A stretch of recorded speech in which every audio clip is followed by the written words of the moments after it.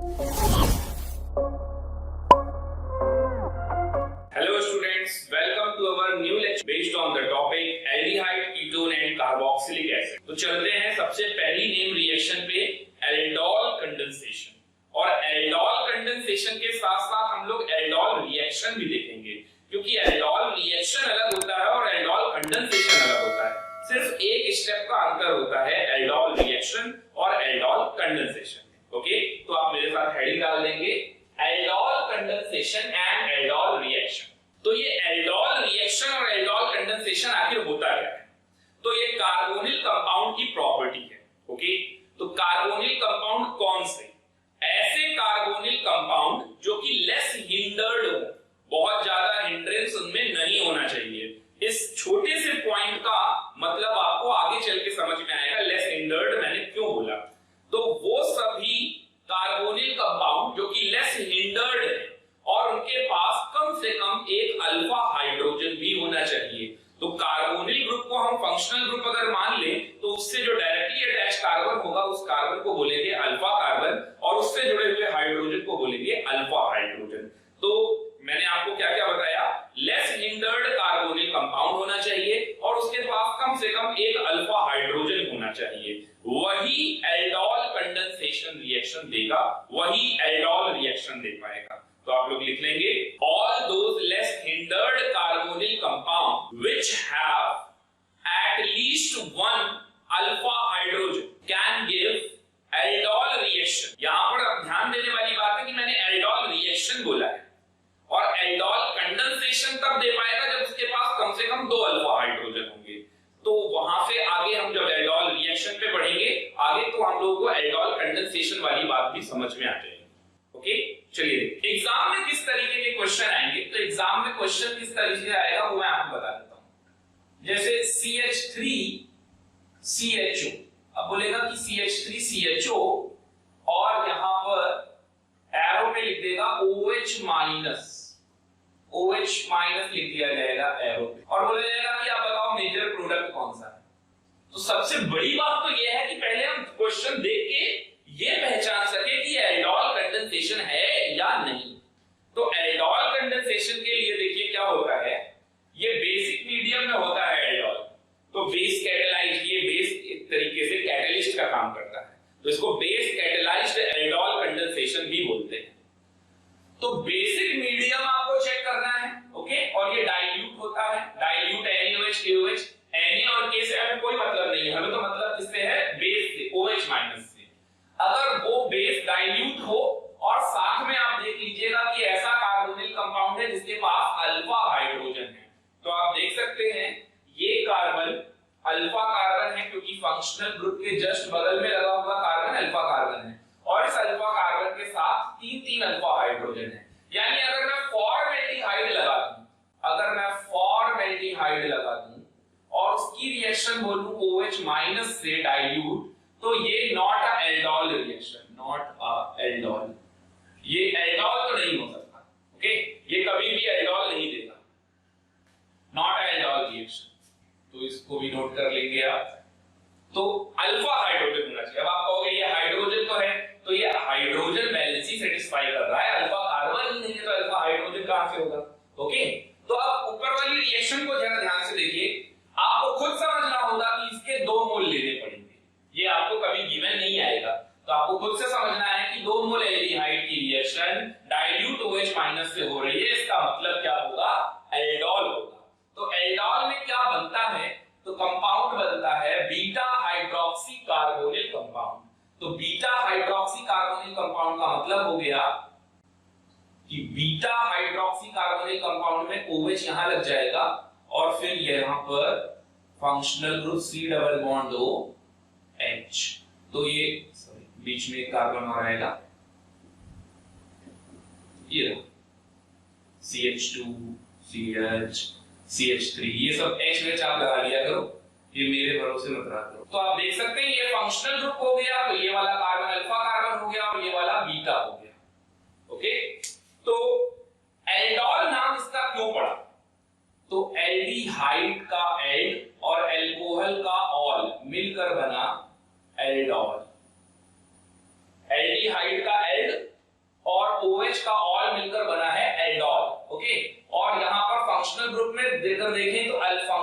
ये रहा alpha carbon, beta carbon, तो इसका दूसरा नाम है बीटा हाइड्रोक्सी कार्बोनिल कंपाउंड। ये भी आप नोट कर लीजिएगा, beta hydroxy carbonyl compound. Okay, यहां तक इसको बोलते हैं एल्डोल रिएक्शन, यहां तक को बोलते हैं एल्डोल रिएक्शन। ये मैं नीचे फॉर्मेल्डिहाइड वाला इरेज कर दे रहा हूं, जगह नहीं बन पा रही है, तो इसको बोलते हैं एल्डोल रिएक्शन, यहां से लेकर यहां तक एल्डोल रिएक्शन। ओके, और इसका दूसरा नाम मैंने आपको क्या बताया, बीटा हाइड्रोक्सी कार्बोनिल कंपाउंड, तो ये भी लिख लेंगे, ये तो जनरल नहीं है, beta hydroxy carbonyl compound. Okay, अब क्या करना होगा, ये हुआ एल्डोल रिएक्शन। अब इसको अगर आप और आगे हीट करेंगे, तो आगे अगर आप इसको फर्दर हीट करते हैं तो क्या होगा, अल्फा से हाइड्रोजन और बीटा से OH ये निकल जाएगा, तो अल्फा बीटा अनसैचुरेटेड एल्डिहाइड बन जाएगा या कीटोन बन जाएगा।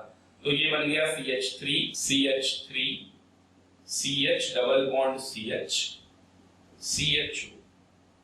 तो आप देखिए फंक्शनल ग्रुप, ये अल्फा ये बीटा, तो आप इसको बोलोगे alpha beta unsaturated aldehyde. Ketone functional group हो तो कीटोन, और इसका कॉमन नेम है प्रोटोन एल्डिहाइड। अगर आपको पता है तो अच्छी बात है, अगर नहीं पता है तो जनरल आपको हमेशा ये लगना है। ओके, इसको जनरल एल्डोल या बीटा हाइड्रोक्सी कार्बोनिल कंपाउंड, और इस वाले को हमेशा बोलेंगे अल्फा बीटा अनसैचुरेटेड एल्डिहाइड अगर एल्डिहाइड फंक्शनल ग्रुप है, और कीटोन अगर कीटोनिक फंक्शनल ग्रुप है, तो इसका नाम प्रोटोन एल्डिहाइड भी होता है, प्रोटोन एल्डिहाइड। तो अब यहां से लेकर यहां तक ये पूरा कंप्लीट हुआ एल्डोल कंडेंसेशन। तो ये कंडेंसेशन, तो ये बेसिक डिफरेंस है एल्डोल रिएक्शन और एल्डोल कंडेंसेशन। ओके, तो देखिए एल्डोल रिएक्शन दिखाने के लिए अपने पास ऐसा कार्बोनिल होना चाहिए जिसके पास सिर्फ कम से कम एक अल्फा हाइड्रोजन हो। तो एक क्या, इसके पास तो तीन है, तो बिल्कुल देगा एल्डोल। ओके, अब इस रिएक्शन की जगह मैकेनिज्म भी समझ लेनी है अपने को, तो हेडिंग डाल देंगे मैकेनिज्म। चलिए देखिए, तो सबसे पहले यहां पर स्टेप नंबर 1 स्टार्ट करते हैं, और स्टेप नंबर 1 में क्या होगा, एसिड एल्डिहाइड रिएक्ट करेगा बेस के साथ, एसिड एल्डिहाइड बेस के साथ, यानी डाइल्यूट OH माइनस के साथ, और ये स्टेप कैसा होता है, रिवर्सिबल होता है। ओके, तो डाइल्यूट OH माइनस के साथ रिएक्ट करेगा। अब यहां पर क्या होगा, ये जो आप CH3 देख रहे हैं लगा हुआ, ये अपना एक हाइड्रोजन निकाल कर ये OH माइनस के साथ चला जाएगा, और ये वाटर निकाल देगा, और यहां बन जाएगा CH2 minus C double bond OH, यानी ये बन गया कार्बन आयन। आपसे पूछा जाएगा इंटरमीडिएट, बहुत सारे सवाल बनते हैं इस पे, तो आपसे पूछा जाएगा इंटरमीडिएट, तो आप बताएंगे कार्बन आयन। ठीक है, इसके बाद इसको थोड़ा ऊपर बना लीजिए, तो आगे चलते हैं। कार्बन आयन जब ये बन गया, तो क्या ये कार्बन आयन स्टेबल है या नहीं, तो इसके लिए इसका रेजोनेटिंग स्ट्रक्चर, तो ये रेजोनेंस कैसे करेगा, ये रेजोनेंस में lone pair of an atom to a bond और multiple bond to an atom, इस तरीके से जाएगा। तो ये बन जाएगा CH2 double bond C O minus H।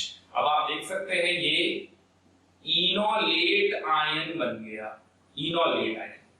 ऐसा ही कुछ मैंने आपको हेलोफॉर्म रिएक्शन में भी बताया था, वहां पर भी कार्बन आयन बनता था और वो स्टेबलाइज होता था रेजोनेंस में, और ये इनोलेट आयन। ओके, वहां पर भी इनोलेट आयन और यहां पर भी इनोलेट आयन। तो ये कार्बन आयन बनेगा एज एन इंटरमीडिएट और स्टेबल भी है, क्योंकि वो रेजोनेंस स्टेबलाइज है। ओके, ये सिर्फ इसलिए समझाने के लिए था कि ये स्टेबल है या नहीं, तो बिल्कुल है, ये रेजोनेंस करके स्टेबलाइज होगा, इनोलेट आयन बनाएगा। ओके, चलते हैं अगले स्टेप। ये तो हो गया पहला स्टेप, और ये पहले स्टेप को हम बोलते हैं एसिड बेस रिएक्शन, क्योंकि इसका H+ और इसका OH माइनस, तो ये इसको बोला जाता है acid base reaction, acid base reaction. Okay, आप साथ साथ लिखते भी जाइएगा, एसिड बेस रिएक्शन।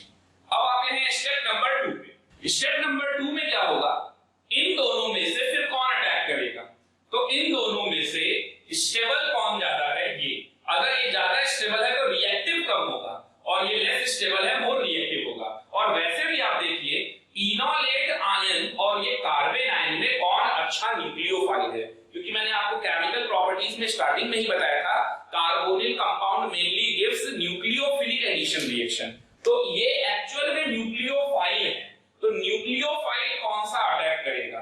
तो दूसरे मोल कार्बोनिल कंपाउंड की बात करते हैं, CH3CHO एसिटाल्डिहाइड, इस पर अटैक करेगा CH2 C double bond OH। अब ये जान लेना है आपको कि ये एज अ न्यूक्लियोफाइल काम कर रहा है, तो ये क्यों अटैक कर रहा है? न्यूक्लियोफाइल तो ये भी है, तो ये क्यों नहीं अटैक कर रहा? क्योंकि यहां पर न्यूक्लियोफिलिसिटी इसकी ज्यादा है, क्योंकि ये लेस इलेक्ट्रोनेगेटिव एटम में माइनस चार्ज है, तो इसके इलेक्ट्रॉन डोनेट करने की टेंडेंसी ज्यादा होगी। इसमें प्रॉपर रीजनिंग चलती है पूरे एल्डोल रिएक्शन में, जितने भी इंपॉर्टेंट नेम रिएक्शन है, तो इसमें आपको हर स्टेप को बहुत अच्छे से समझना है। ओके, तो जो कार्बन आयन है उसको ज्यादा अच्छा न्यूक्लियोफाइल है, तो यहां पर लिख भी देंगे act as better nucleophile, okay, with respect to enolate ion, okay. तो यही आया। अब देखिए न्यूक्लियोफाइल कहां अटैक करेगा? तो न्यूक्लियोफाइल अटैक करेगा कार्बोनिल कार्बन पे, तो यहां पर ये मूव कर जाएगा, ओके। तो ड्राइविंग फोर्स क्या है? एक तरीके से न्यूक्लियोफाइल का अटैक होना कार्बोनिल कार्बन पे, और कार्बोनिल कार्बन पे अटैक करेगा तो ये कार्बन पेंटावैलेंट होगा, इसकी एनर्जी बढ़ेगी, तो ये अपने आप को स्टेबलाइज कैसे करेगा? ये पाई बॉन्ड तोड़कर। अब ये वाले ग्रुप को यहां पर लगा दीजिए, चलिए तो लगा देते हैं CH3CO-, CH के साथ ये जुड़ गया CH2 C double bond OH, okay, यहां तक बन गया। अब आप देखिए ये आप एज अ कैटलिस्ट यूज कर रहे थे, OH minus as a catalyst, okay, इसको भी लिख लीजिएगा। OH माइनस किसकी तरह काम करता है? Act as catalyst. तो इससे आपने क्या निकाला? वाटर। तो वाटर जो निकाला है वही वाटर की यहां हाइड्रोलिसिस करा दीजिए, और वाटर का H+ आयन यहां लगा दीजिए, और OH माइनस आयन वापस कर दीजिए उधर, ओके। ये मैं आपको स्टार्टिंग से ही बोलता आ रहा हूं, केमिस्ट्री में प्रिंसिपल अमाउंट वापस कर देते हैं, इंटरेस्ट कुछ होता नहीं है। तो चलिए यहां पर भी आ जाते हैं। तो CH3CHOH single bond CH2 C double bond OH, ये बन गया अपना एल्डोल। एल्डिहाइड का एल्ड और OH का ऑल, एल्डोल। अब आप इसको एल्डोल बोलो या फिर आप इसको बीटा हाइड्रोक्सी कार्बोनिल कंपाउंड, कुछ भी बोल सकते हैं, ओके। ये था हमारा स्टेप नंबर 2। तो ये जो स्टेप नंबर 2 था ये क्या था? ये step number 2 nucleophilic addition reaction था, तो इसको भी मेंशन कर लेंगे, nucleophilic addition reaction. Step number 2 nucleophilic addition reaction, और step number 1 acid base catalysed reaction, okay. चलते हैं स्टेप नंबर 3 पे। तो नेक्स्ट आते हैं स्टेप नंबर 3 पे। तो अब देखिए स्टेप नंबर 3 क्या है? स्टेप नंबर 3 में जो एल्डोल बन चुका है, एल्डोल रिएक्शन की अगर कोई बात करेगा तो उसकी मैकेनिज्म भी खत्म हो गई, उसकी रिएक्शन भी खत्म हो गई, क्योंकि हमने एल्डोल खत्म किया। हम तो बात कर रहे हैं एल्डोल कंडेंसेशन की, इसीलिए मैंने दो अलग अलग लिखा, एल्डोल रिएक्शन और एल्डोल कंडेंसेशन। अब हम बात कर रहे हैं एल्डोल कंडेंसेशन की। तो एल्डोल कंडेंसेशन में देखिए ये जो CH3, ये जो आपने एल्डोल बनाया है CH3CHOH single bond CH2 CHO, ये जो आपने एल्डोल बनाया है आपको इसको हीट करना पड़ेगा। तो जब आप इसको हीट करेंगे तो क्या बनेगा? तो जब आप इसको हीट करेंगे तो ये यहां से अल्फा हाइड्रोजन और यहां से बीटा का हाइड्रोक्सी, ये अल्फा और बीटा है ना, तो ये निकल जाएगा वाटर, और यहां पर आ जाएगा डबल बॉन्ड, ओके। तो ये बन जाएगा, एलिमिनेशन के चांसेस हो गए। तो CH3 CH double bond CH C double bond OH, यानी ये बन गया alpha beta unsaturated aldehyde, alpha beta unsaturated aldehyde, जिसका मैंने आपको कॉमन नेम बताया था क्रोटोनेल्डिहाइड, क्रोटोनेल्डिहाइड। ओके, अब अगर ये एलिमिनेशन हुआ है तो एलिमिनेशन में कौन सा एलिमिनेशन हुआ है? एलिमिनेशन में 1-1 एलिमिनेशन हुआ है कि 1-2 एलिमिनेशन हुआ है ना? तो ये सारी चीजें भी करनी है। तो यहां पर एलिमिनेशन जो होता है वो E1CB है, ये E1CB elimination unimolecular conjugate base. अब ये एलिमिनेशन यूनिमॉलिक्यूलर कॉन्जुगेट बेस क्यों है आखिर? तो ऐसा इसलिए है क्योंकि यहां पर बीटा वाले कार्बन पे जो OH लगा हुआ है ये एक वीक लीविंग ग्रुप है। तो ये E1CB का क्या मतलब है और ये E1CB के साथ ही क्यों एलिमिनेशन देता है? तो आपको मैं E1CB की कंडीशन बता दे रहा हूं, वो आप नोट कर लेंगे। E1CB ही क्यों हुआ? E1CB तभी हो सकता है जब लीविंग ग्रुप कैसा होगा? पुअर। तो लीविंग ग्रुप E1CB के लिए कैसा होना चाहिए? पुअर, पहली कंडीशन। दूसरा कि यहां से जो हाइड्रोजन एलिमिनेट होगा ये एसिडिक होना चाहिए, hydrogen eliminated should be acidic in nature. और तीसरा ये बेसिक मीडियम में ही होती है। तो ये 3 पॉइंट है मेन E1CB के, तो वो लिख लेंगे। पहला है अकर इन बेसिक मीडियम, अकर इन बेसिक मीडियम। दूसरा है leaving group should be poor leaving group होना चाहिए, जैसा कि OH माइनस है, OH यहां पर। और तीसरा पॉइंट हाइड्रोजन एलिमिनेटेड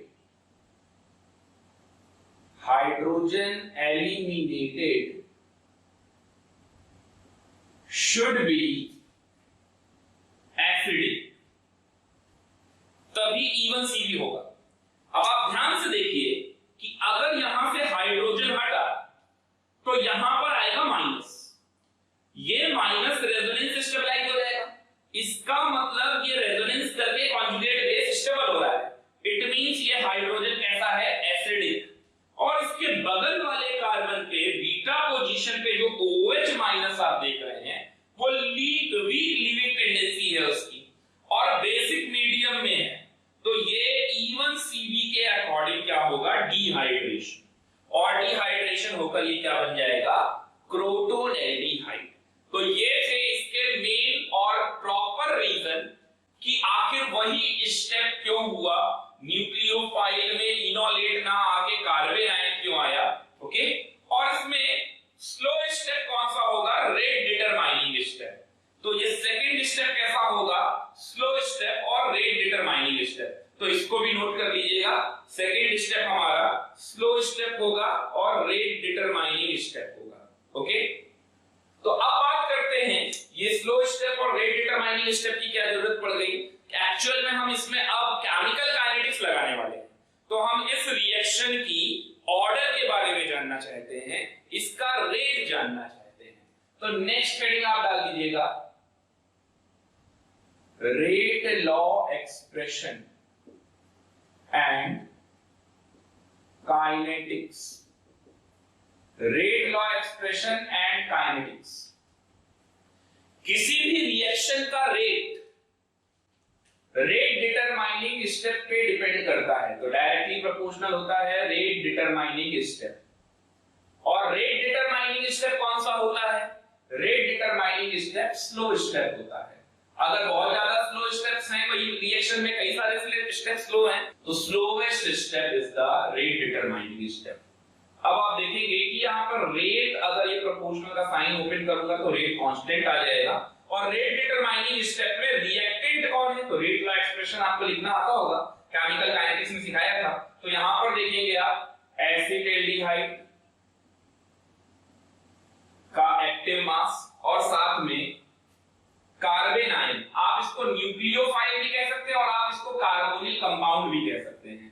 तो आपको अगर जनरल लिखना है तो आप यहां पर लिख लो कार्बोनिल कंपाउंड, जनरल लिखने के लिए कार्बोनिल कंपाउंड। पर्टिकुलर उस रिएक्शन में लिखना है तो एसिटाल्डिहाइड लिखो, कार्बन आयन लिखो, चलेगा, कार्बोनिल कंपाउंड। और दूसरा स्टेप क्या है, कार्बन आयन। तो दूसरा कार्बन आयन है, उसका कंसंट्रेशन इसके डायरेक्टली प्रोपोर्शनल। तो ये हमारा इक्वेशन हो गया रेट लॉ एक्सप्रेशन, यही हमारा रेट लॉ। यहां तक समझ में आ गया आपको? अब देखिए रेट लॉ एक्सप्रेशन तो ये है, लेकिन इसको देखकर मैं इसका ऑर्डर नहीं बता सकता। मैंने आपको केमिकल काइनेटिक्स में दिखाया था इंटरमीडिएट को हमेशा रिजॉल्व करना होता है in terms of reactant. Reaction तो मेरी स्टार्ट हुई थी एसिटाल्डिहाइड प्लस OH माइनस से, ओके, तो रिएक्टेंट तो OH माइनस और एसिटाल्डिहाइड है, कार्बन आयन तो नहीं है रिएक्टेंट। तो ये तो क्या है, इंटरमीडिएट। कार्बन आयन कैसा है, इंटरमीडिएट। तो इंटरमीडिएट है तो इसको रिजॉल्व करना पड़ेगा। तो रिजॉल्व कर सकते हैं। अगर हम फर्स्ट स्टेप देखें तो इसका इक्विलिब्रियम कांस्टेंट क्या होगा, ओके, इसको मान लेता हूं मैं इक्वेशन नंबर 1 और यहां से मैं निकाल रहा हूं के equilibrium.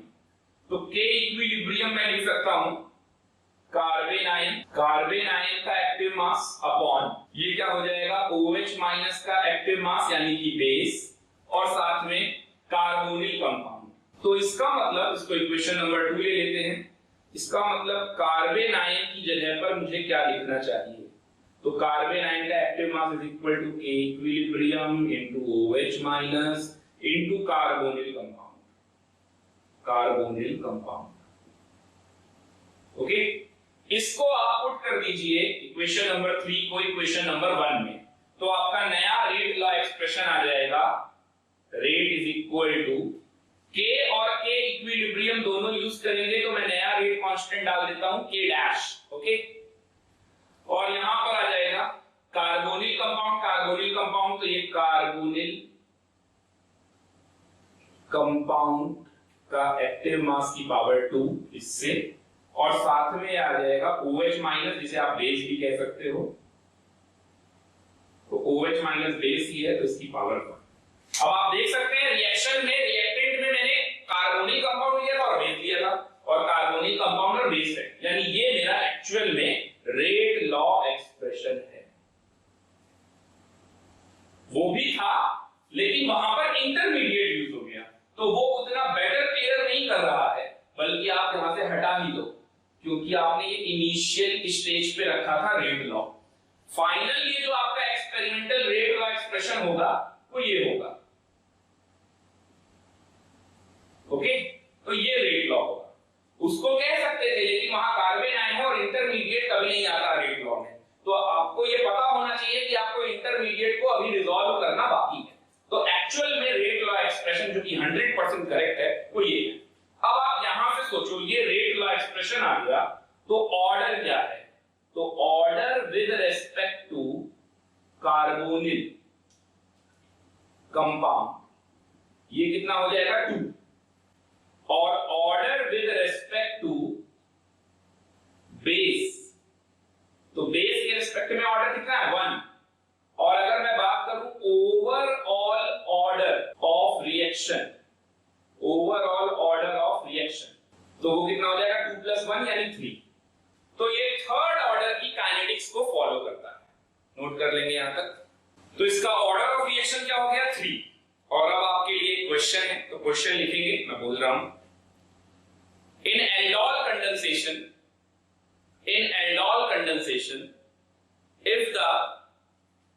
if the molar concentration of carbonyl compound as well as base get doubled, carbonyl compound का भी और बेस का भी दोनों का कंसंट्रेशन क्या कर दिया double, then what will be the effect on its new rate, what will be the effect on its new rate,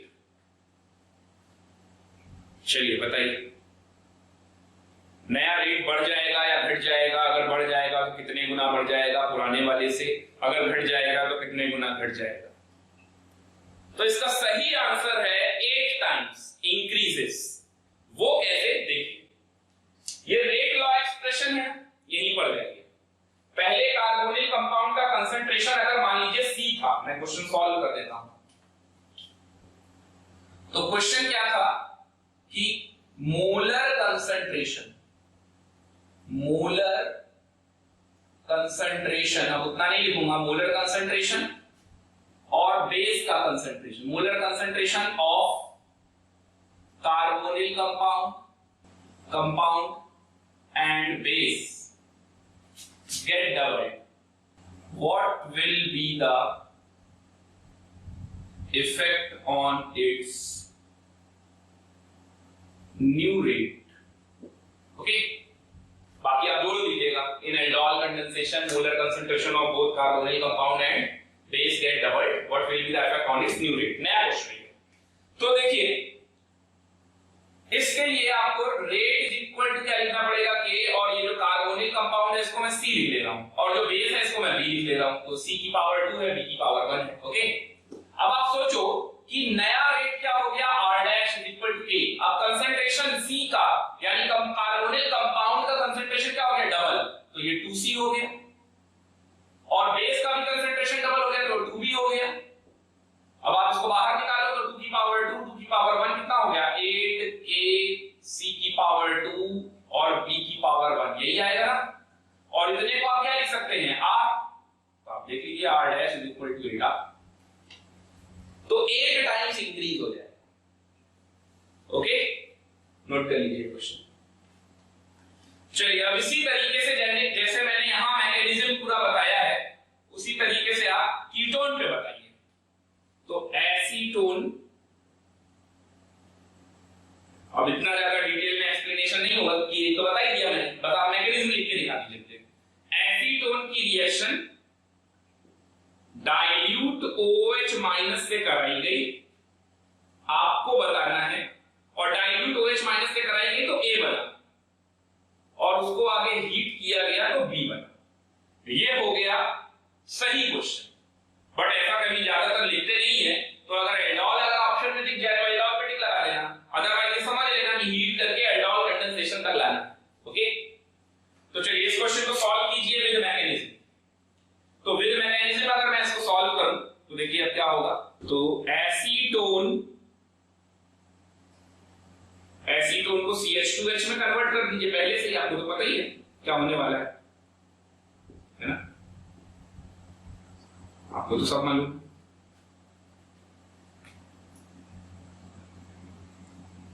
वो मूवी के आप लोग क्या बन गए, गणेश गए तो देखना, आप पुलिस भगवान, क्योंकि आप लोगों को तो पता ही है पहले सारी रिएक्शन उसकी काइनेटिक्स। तो चलिए देखते, ये H और OH निकल जाएगा तो ये वाटर बन जाएगा, और ये बन गया कार्बन। ओके, तो कार्बन आयन ये हुआ, और ये कार्बन आयन अब दूसरे कार्बोनिल कंपाउंड पे अटैक करेगा, है ना। शॉर्ट में लिख रहा हूं इसीलिए, ताकि बाकी का भेजा आप लोग लगाते रहे। तो ये बन गया, तो यहां से आ गया ये CO पे माइनस, इस C को नीचे लगा दिया, ये C डबल बॉन्ड हो CH3, बाकी C के साथ H लगाते रहना। ओके, अब क्या करना होता था इसके बाद, हाइड्रोलिसिस करेंगे तो क्या बन जाएगा, एल्डोल। हाइड्रोलिसिस करने से एल्डोल बन जाएगा, ठीक है ना। और ये देख सकते हैं आप, अल्फा ये हो गया, ये बीटा हो गया, तो हाइड्रोलिसिस किया तो एल्डोल हो गया। इसी को बोलते हैं एल्डोल या फिर बीटा हाइड्रोक्सी कार्बोनिल कंपाउंड। अब क्या करना है इसके आगे, इसके आगे आपको हीट करना है, यही हो गया A, ये आपका कंपाउंड A है। अब आप जब इसको हीट करेंगे तो क्या होगा, alpha beta unsaturated carbonyl compound बन जाएगा, यानी कीटोन बन जाएगा। तो ये कंपाउंड बन गया, डबल बॉन्ड यहां आ गया COCH3। ओके, तो ये बन गया आपका कंपाउंड B। इसको क्या बोलते हैं, alpha beta unsaturated, alpha beta unsaturated carbonyl compound की जगह क्या लिख दूं मैं, कीटोन या एसीटोन लिख दीजिए। ओके, नोट कर लीजिए। चलिए एक और क्वेश्चन लिखिए। तो अगला क्वेश्चन लिखेंगे। अब आपको थोड़ा शॉर्टकट भी सीखना है, सब मैकेनिज्म से नहीं सॉल्व करेंगे। तो शॉर्टकट चलिए सिखाता हूं पहले आपको। जैसे मान लीजिए ये रिएक्शन में प्रोपेन एल्डिहाइड है और मुझसे बोला गया डाइल्यूट OH माइनस, तो शॉर्टकट भी आने चाहिए। गोला कैसे भरना है ये भी तो पता होना चाहिए। तो ये कंपाउंड है और ये डाइल्यूट OH माइनस से आपको रिएक्शन करनी है, प्रोडक्ट क्या बनेगा जल्दी से सोचिए और आंसर बताइए बिना मैकेनिज्म के। आपकी बार कोई मैकेनिज्म नहीं लगानी है। तो अगर मैकेनिज्म आप नहीं लगाना चाहते तो पहले कुछ शॉर्टकट अपने लिए तैयार रखो। वो क्या, इसके 2 मोल लेने हैं। तो आप देखिए एक कंपाउंड तो ये हो गया एसीटोन और एक दूसरा एसीटोन ये हो गया, ओके। और आपको डायरेक्ट एल्डोल कंडेंसेशन करके दिखाता हूं। तो क्या करना है आपको, एक से अल्फा कार्बन ये रहा, अल्फा कार्बन से अल्फा हाइड्रोजन जो 2 जुड़े हुए हैं, 2 अल्फा हाइड्रोजन यहां से निकालो और इसका O, इन दोनों से वाटर बना दो। डायरेक्ट वाटर बनाओगे तो क्या होगा, ये वाला C और ये वाला C जुड़ जाएगा, डबल बॉन्ड। तो जरा देखो क्या आना चाहिए answer, CH3C double bond O, C double bond C और इस वाले C से 2 जुड़े होंगे CH3। जरा देखो CH3C डबल बॉन्ड O, फिर ये C आया, डबल बॉन्ड C आया और इसके बाद इस वाले C से 2 C जुड़े हुए, ये वाले बन गया ना डायरेक्ट। ये से यहां पर भी बना, तो ये C डबल बॉन्ड OH ये है और दूसरा कंपाउंड ये, ओके। तो ये डाइल्यूट OH माइनस, हीट सब कर दिया, सीधा आंसर लिख देंगे अपन। तो आंसर क्या होगा अपना, देखो यहां से अल्फा हाइड्रोजन तो अल्फा कार्बन ये है और अल्फा कार्बन ये है, तो या तो इसको अल्फा हाइड्रोजन ले लो या तो इसका अल्फा हाइड्रोजन ले लो। तो जिसके अगर मैंने इसका O ले रखा है तो इसका अल्फा हाइड्रोजन ले लूंगा, तो इसका CH2 ये रहा, ये दोनों लेकर भाग जाना है और क्या बना देना, वाटर। अब इस कार्बन की भी 2 वैलेंसी फ्री हुई और इस कार्बन की भी 2 वैलेंसी फ्री हुई, दोनों को जोड़ दो। तो दोनों को जोड़ोगे तो क्या बनेगा, यहां से स्टार्ट करते हैं। CHO ये रहा C, फिर ये C और इसके नीचे ये वाले C को नीचे लगा दो, ओके। अब ये वाले C को और इस वाले C को डबली बॉन्डेड जोड़ो, ये C, इसके बाद ये C और फिर इसके बाद ये। तो ये क्या बन गया, देखो सही बना है या नहीं, ये कैसे पता चलेगा।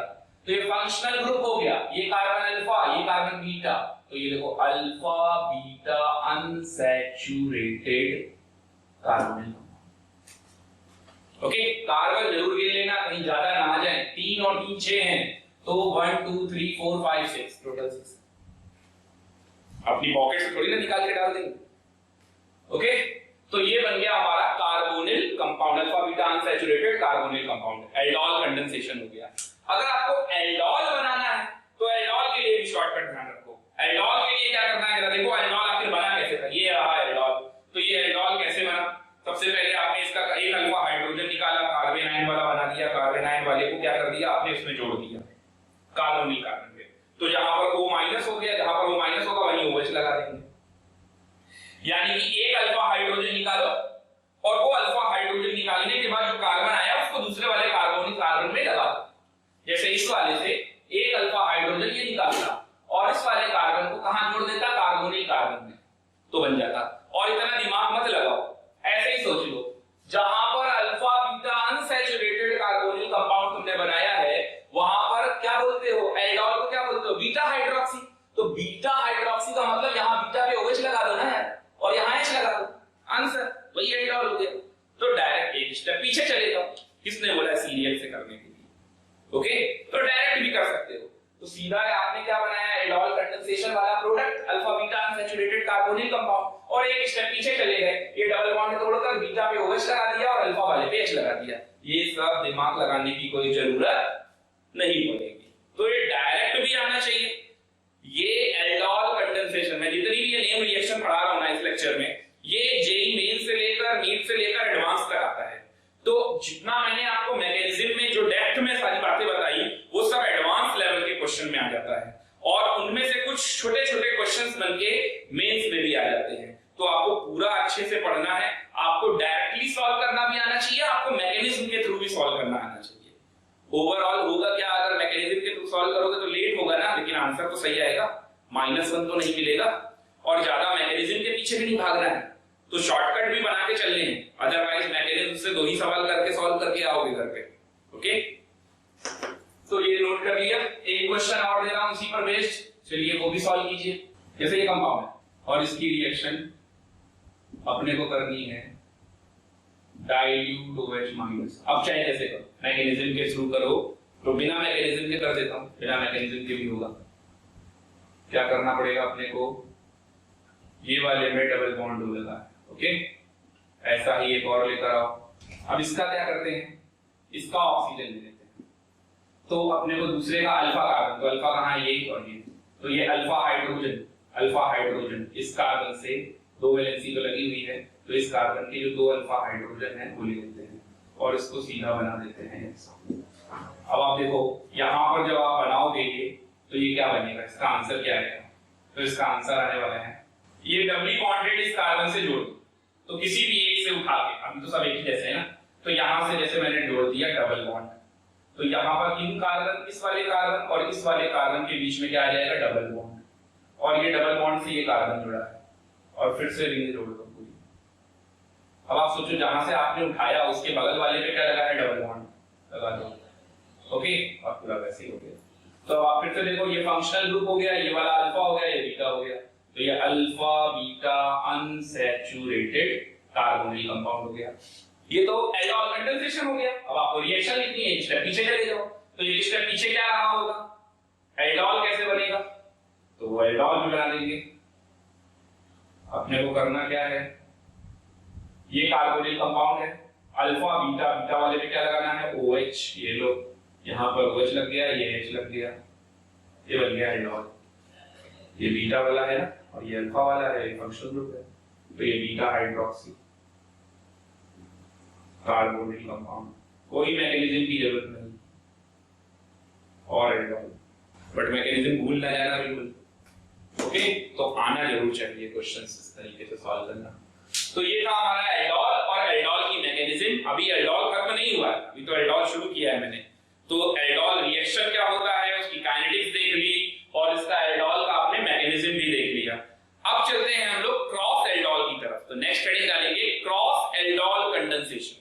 अच्छा, क्रॉस एल्डोल पढ़ाने से पहले आप एक नोट करके लिख लेंगे, मैंने आपको स्टार्टिंग में डेफिनेशन जब एल्डोल कंडेंसेशन पढ़ा रहा था, तो मैंने आपको एल्डोल कंडेंसेशन के स्टार्टिंग में लिखाया था लेस हिंडर्ड कार्बोनिल कंपाउंड, है ना।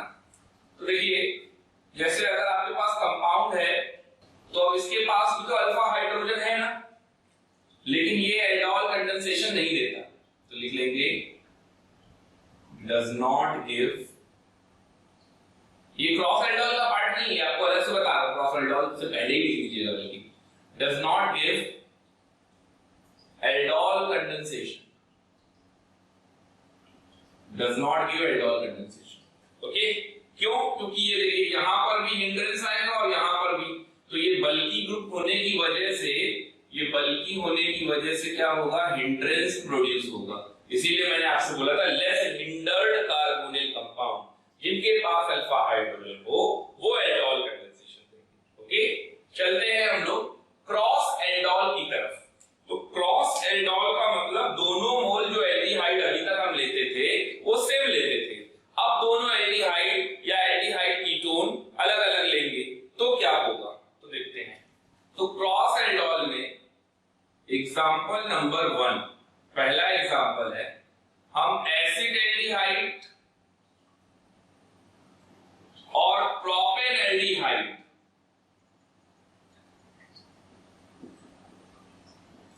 इसकी रिएक्शन कराएंगे डाइल्यूट OH माइनस, ओके।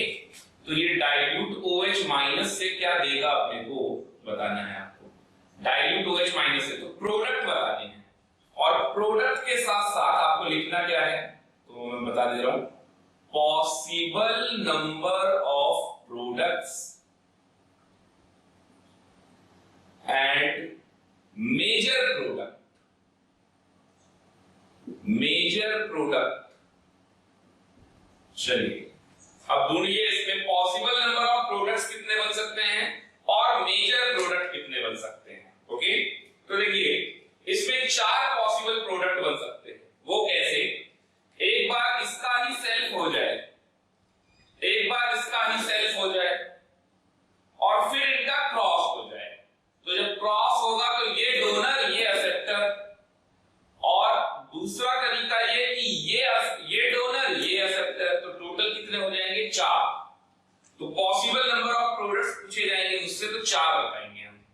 चार प्रोडक्ट्स कौन कौन से हैं लिखेंगे। पहला तरीका तो ये है कि CH3CHO CH3CHO dilute OH minus, okay, इसी का एल्डोल कंडेंसेशन। तो मैंने आपको बिना मैकेनिज्म के लिखना सिखाया था ना, तो आप बिना मैकेनिज्म के मेरे को आंसर बता दो। तो बिना मैकेनिज्म के आंसर क्या आएगा, ये वाला इस वाले का O गया और इसके दो H गए, तो CH3 CH double bond CH CHO, ये तो हो गया आपका अल्फा बीटा अनसैचुरेटेड एल्डिहाइड, है ना। आपको एक स्टेप पीछे जाना है तो वो भी लिख दो, वैसे उसकी कोई जरूरत नहीं पड़ेगी क्योंकि आप यहाँ पर लिख रहे हो एल्डोल कंडेंसेशन की बात कर रहे हो, तो एल्डोल कंडेंसेशन। फिर भी अगर आपको एल्डोल लिखना हो तो ये पाई बॉन्ड हटाओ, यहाँ बीटा पे OH लगाओ, यहाँ पर H लगाओ, ओके। तो एक प्रोडक्ट तो हमारा ये हो गया।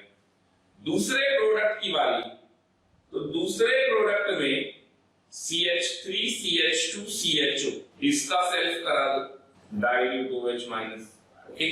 चलो फिर से देखो आप, ये कार्बोनिल का O और ये अल्फा हाइड्रोजन का H, ये चला जाएगा तो क्या बन जाएगा, ये दोनों कार्बन, फिर ये CH डबल बॉन्ड, ये CH, ये C हो जाएगा, है ना।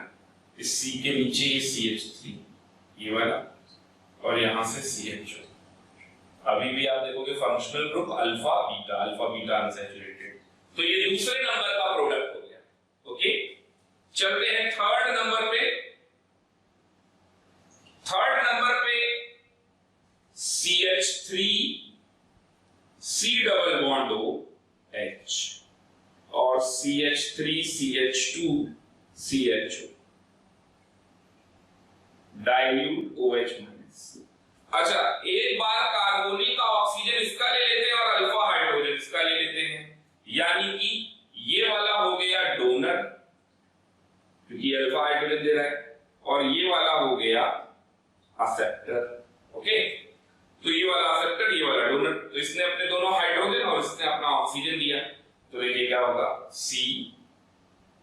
CH डबल बॉन्ड C, ये CH3 CHO, तो क्रॉस में ये प्योर क्रॉस है ना। तो functional group alpha beta unsaturated. चलिए अब चलते हैं फोर्थ पे। तो फोर्थ वाला क्या बनेगा, फिर से आपको इसी तरह से लेना है, जो अपना अल्फा हाइड्रोजन देगा वही डोनर, ओके। तो यहां पर अब की बार मैंने इसको क्या बना दिया, एक्सेप्टर, और इसको क्या बना दिया, डोनर। तो अब की बार इसके दो अल्फा हाइड्रोजन, इसके दो अल्फा हाइड्रोजन ये वाले निकलेंगे और इसका ऑक्सीजन, और अगर इसका ऑक्सीजन निकलता है तो चलिए देखते हैं क्या होगा प्रोडक्ट। तो ये C, फिर ये C, फिर ये CH डबल बॉन्ड और इससे जुड़ जाएगा CH और CH। अभी भी आप देख सकते हैं अल्फा बीटा अनसैचुरेटेड, और नंबर ऑफ कार्बन 2 और 2 4 और 1 5, तो 3 और 2 5, ओके। तो ये प्रोडक्ट्स बन गए। अब इन सभी प्रोडक्ट्स में अपने को जानना है, प्रोडक्ट तो इतने बन गए 4, पॉसिबल नंबर ऑफ प्रोडक्ट्स कितने हैं, 4, ओके। अब मेरे को जानना है इनमें से मेजर कौन सा है इन चारों में से। तो देखिए मेजर कभी भी सेल्फ वाला नहीं होगा, क्रॉस में ही मेजर होगा। अब क्रॉस में मेजर कौन सा होगा, क्योंकि इनकी टेंडेंसी सेल्फ वालों की तो कम होगी ना, हम तो मेनली क्रॉस एवरेज चल रहे हैं। तो इनकी मन ने ये मान लिया कि एक ये भी अपने ही दूसरे मोल के साथ रिएक्ट कर जाए और ये भी अपने दूसरे मोल के साथ रिएक्ट कर जाए, लेकिन इस बात की प्रोबेबिलिटी कम है। जब हमने इन दोनों को मिक्स कराया तो ये दोनों आपस में रिएक्ट करेंगे, इस बात की प्रोबेबिलिटी ज्यादा है, तो क्रॉस वाला ही ज्यादा आएगा। तो क्रॉस वाला तो ये दो है, तो इन दोनों में से कौन सा मेजर है। तो देखिए मेजर प्रोडक्ट कैसे पहचानेंगे, तो एक आपके पास है एसिटाल्डिहाइड, एक आपके पास है एसिटाल्डिहाइड, और दूसरा कार्बोनिल कंपाउंड आपके पास है CH3 CH2 CHO। ध्यान से समझिएगा, पूरे एल्डोल में काम आएगा कि कैसे पहचानेंगे कि कौन सा मेजर प्रोडक्ट है। तो मेजर प्रोडक्ट कैसे पहचानना है, दोनों में से यहां पर अगर ये कार्बोनिल कार्बन में ब्रेक करूं तो यहां डेल पॉजिटिव आएगा कि नहीं आएगा, देखिए यहाँ डेल नेगेटिव और यहाँ डेल पॉजिटिव। अच्छा, डेल पॉजिटिव के बगल में ये क्या लगा हुआ है, कौन सा ग्रुप लगा हुआ है, प्लस आई वाला। ये कौन सा ग्रुप लगा है, प्लस आई वाला। और ये भी कौन सा ग्रुप लगा हुआ है, प्लस आई वाला। अगर प्लस आई इफेक्ट लगेगा तो क्या होगा, इसका चार्ज स्टेबलाइज होगा, डिस्पर्स होगा, तो स्टेबल होगा। कहां पर प्लस आई ज्यादा है, तो ये वाला प्लस आई इफेक्ट ज्यादा है, ये वाले का plus I more plus I है। अगर यहां मोर प्लस आई है, more plus I effect, less plus I effect, तो ये मोर स्टेबल हो गया। इसका मतलब ये वाला मोर स्टेबल हो गया, और अगर मोर स्टेबल हो गया तो लेस रिएक्टिव हो गया। इसका मतलब कि ये जो एसिटाल्डिहाइड है ये लेस स्टेबल है और ये मोर रिएक्टिव है, ये मोर रिएक्टिव है और ये लेस स्टेबल है। अब जो ज्यादा रिएक्टिव होगा वही क्या बनेगा, असेप्टर। जो ज्यादा रिएक्टिव होगा वो क्या बनेगा, असेप्टर। ये पॉइंट यहां पर मेंशन कर दीजिए। In cross aldol for major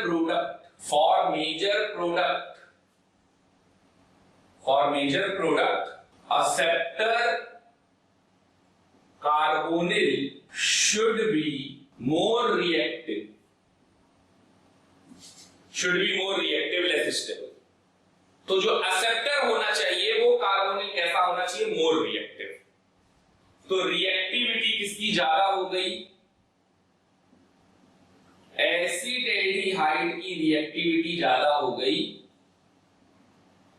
प्रोपेनॉल्डिहाइड से। एसिटाल्डिहाइड की रिएक्टिविटी ज्यादा हो गई प्रोपेनॉल्डिहाइड से, तो एसिटाल्डिहाइड क्या बन जाएगा, तो ये हो गया अपना एक्सेप्टर और ये वाला हो गया डोनर। ओके, तो ये हो गया ऑर्डर ऑफ रिएक्टिविटी।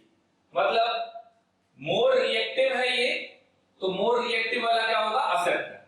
ठीक इसी तरीके से अगर यहां पर एसिटाल्डिहाइड होता और दूसरा एसीटोन होता, तो यहां पर भी समझ लीजिए सेम कॉन्सेप्ट लगा था। यहां डेल पॉजिटिव आएगा, ये प्लस आई, और यहां पर भी डेल पॉजिटिव आएगा और यहां से ये दोनों प्लस आई। तो यहां से सिर्फ एक प्लस आई वाला है और यहां से दोनों प्लस आई वाले हैं,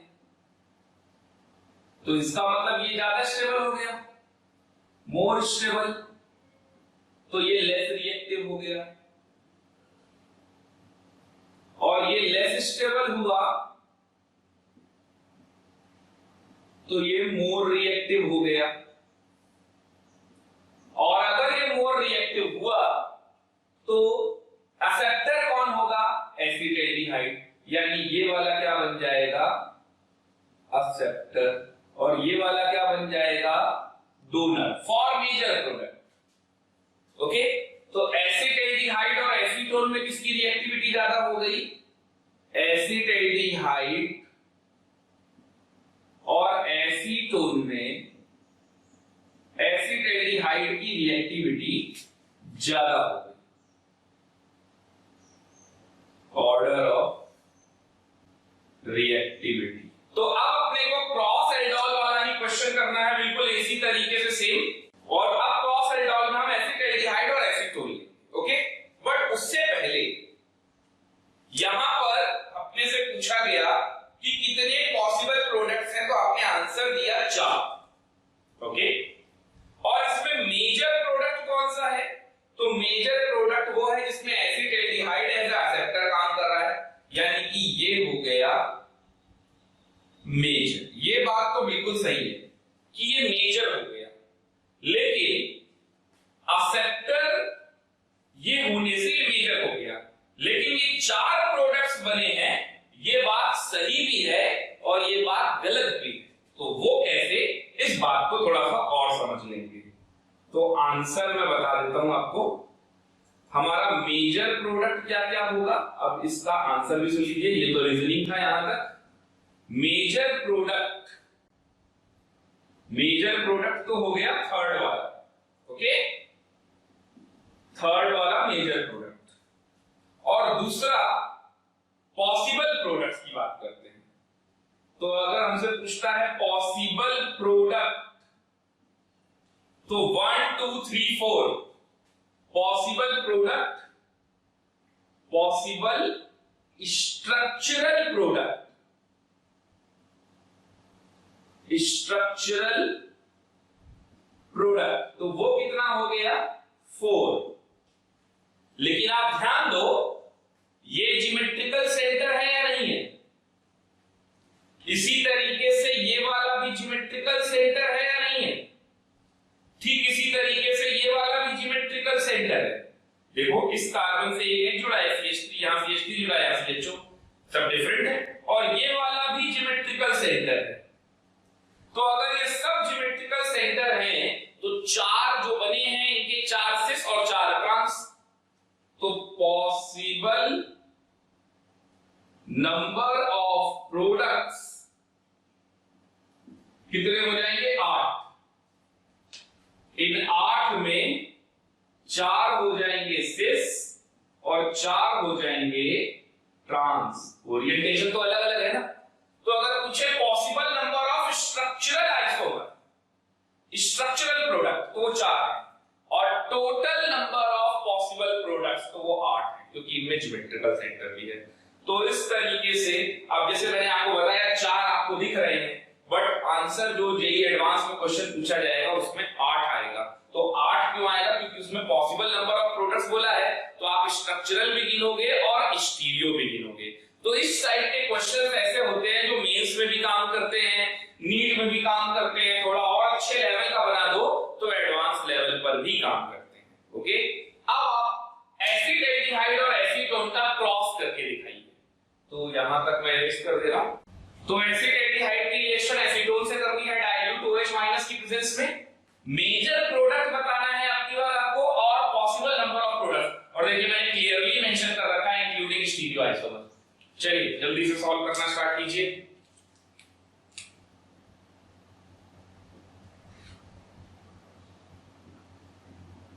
जब इनका सेल्फ होगा तो क्या होगा? ये CH डबल बॉन्ड, यहां से CH, C double bond OH। चलिए इनका सेल्फ होगा तो क्या होगा?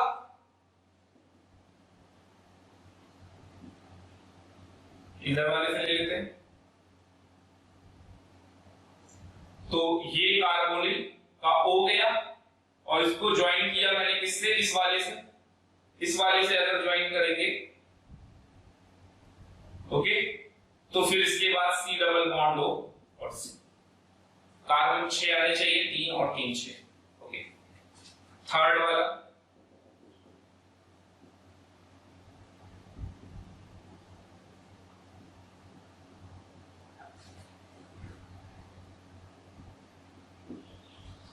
अब इस बार मैं इसको डोनर और इसको एक्सेप्टर, इसकी रिएक्टिविटी ज्यादा होती है एल्डिहाइड और कीटोन, सॉरी यहां तो CH3 लगा दी। तो एल्डिहाइड और कीटोन में किसकी रिएक्टिविटी ज्यादा होती है? एल्डिहाइड की। तो मेजर प्रोडक्ट के हिसाब से डोनर कौन होना चाहिए? मेजर प्रोडक्ट के अकॉर्डिंग डोनर ये होना चाहिए और एक्सेप्टर ये होना चाहिए। तो ये फोर्थ वाला हमारा मेजर प्रोडक्ट बन जाएगा, तो उसको भी मेंशन कर देता हूं।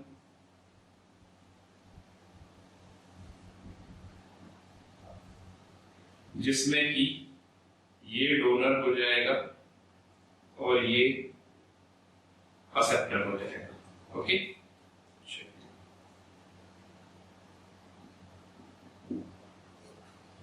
अगर ये डोनर है तो इसके दोनों H लगेंगे, तो फिर यहां से ये CH डबल बॉन्ड और इसका O लगेगा, तो ये ऐसा आ जाएगा। ओके, 3 2 5 कार्बन चेक कर लीजिए, 5 कार्बन। और अगर ये डोनर होगा तो इसके दोनों H जाएंगे,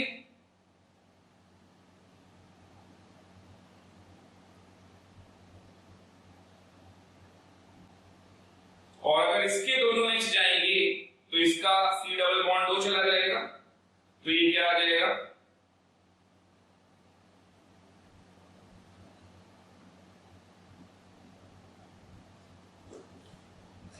ओके। एक्सेप्टर ये है तो इसका हो गया, और इसके दोनों H चले जाएंगे तो यहां से CH बॉन्ड लग जाएगा, CCH यहां के बीच में, और फिर COCH3। तो ये वाला हमारा क्या हो जाएगा, मेजर प्रोडक्ट, ये वाला मेजर प्रोडक्ट हो जाएगा, ओके। तो मेजर प्रोडक्ट पे लिखिए आप। अब ये 4 प्रोडक्ट बन गए, तो स्ट्रक्चरल प्रोडक्ट कितने बने, 4। मेजर प्रोडक्ट कौन सा बना, 4। और total number of stereo isomer अगर जोड़ के प्रोडक्ट बताया जाए तो चलिए देखते हैं। यहां पर ये वाला ज्योमेट्रिकल सेंटर मुझे दिख रहा है, ये है, ये वाला ज्योमेट्रिकल सेंटर लेकिन नहीं है, देखिए यहां पर ज्योमेट्रिकल सेंटर नहीं है क्योंकि यहां पर C और C सेम है, तो ये ज्योमेट्रिकल सेंटर नहीं है। फिर इस वाले पे आते हैं, ये वाला भी ज्योमेट्रिकल सेंटर देखिए नहीं है क्योंकि ये C और ये C सेम है। फिर इस वाले पे आते हैं, तो यहाँ वाले पे ज्योमेट्रिकल सेंटर मुझे दिख रहा है, ये वाला है, तो इसका मतलब ये दोनों ज्योमेट्रिकल नहीं देंगे और ये ज्योमेट्रिकल देगा, तो आंसर कितना आ जाएगा, 6। वो कैसे, जो ज्योमेट्रिकल दे रहे हैं वो 2 और 2 4, और जो नहीं दे रहे हैं वो सिर्फ स्ट्रक्चरल में गिने जाएंगे। तो total number of possible product, total number of possible product ये कितने हो जाएंगे। तो अगर आप स्ट्रक्चरल की बात करोगे तो आंसर है 4, जो कि हमसे पूछा नहीं गया है, और अगर आप स्टीरियो लेकर चलोगे तो आंसर हो जाएगा 6, ओके। तो ज्योमेट्रिकल सेंटर जरूर देख लीजिएगा, देखिए ये वाला नहीं है और ये वाला भी नहीं है, तो यही दोनों ज्योमेट्रिकल सेंटर है, नोट कर लीजिए जल्दी से, ओके। तो ये हुआ अपना क्रॉस एल्डोल कंडेंसेशन। अब चलते हैं लास्ट एल्डोल कंडेंसेशन में ही intramolecular aldol condensation. Next heading डाल देंगे intramolecular aldol condensation, intramolecular aldol condensation. Intramolecular से मतलब क्या है वो भी आपको समझ में आ जाएगा। अभी तक आप एल्डिहाइड जो लेते थे वो 2 मोल एल्डिहाइड लेते थे, तो 2 कार्बोनिल मिलते थे। अगर आपको एक ही कार्बोनिल कंपाउंड के अंदर 2-2 कार्बोनिल ग्रुप मिल जाए तो उसे आप क्या कहेंगे, इंट्रामॉलिक्यूलर, क्योंकि अब की बार इसी में डोनर होगा, इसी में एक्सेप्टर होगा, ओके। और इसकी रिएक्शन कराई जा रही है डाइल्यूट OH माइनस। चलिए ये रिएक्शन अपने को करनी है, तो विद मैकेनिज्म हम उसी तरीके से करते रहेंगे जैसे मैकेनिज्म से करते थे। तो चलिए देखते हैं।